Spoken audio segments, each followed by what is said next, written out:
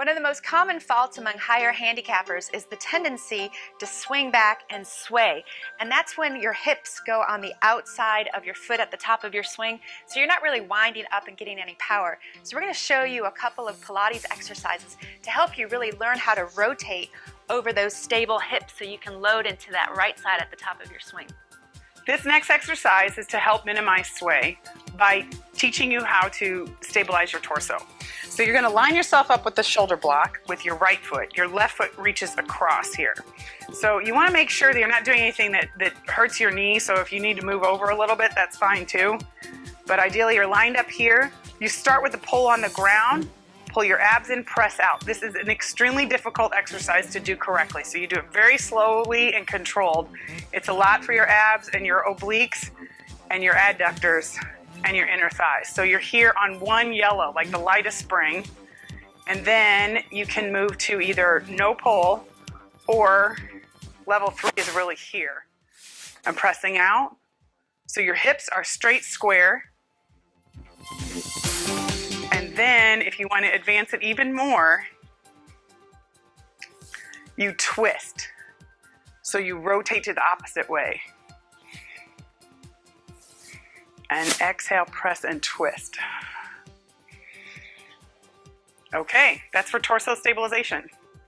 This is another exercise to reduce sway by stabilizing in your torso. So we just did the adductor one, or the abductor one. This is for adduction. So you're going to stand here. And again, you can start with a pull on the ground or above, and then you're just pulling this in.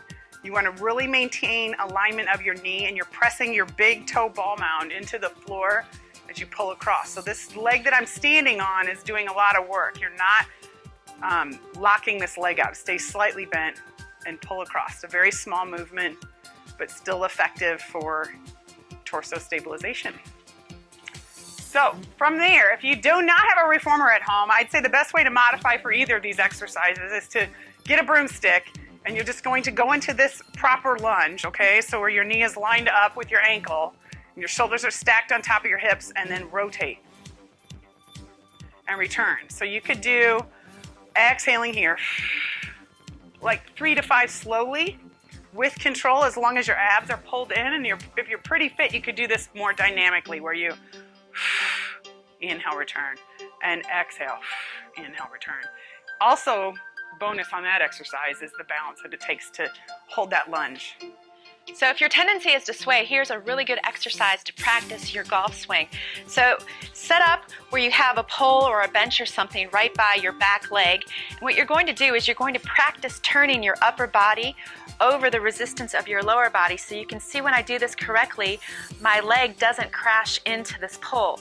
If I did this exercise incorrectly, the first thing that would happen is that I would tilt and I would hit this pole right here. So the idea is to turn and really feel your weight on the inside of your back leg. So all those exercises we just did will really help your hips stay stable so that you can rotate to make sure you load into that back side.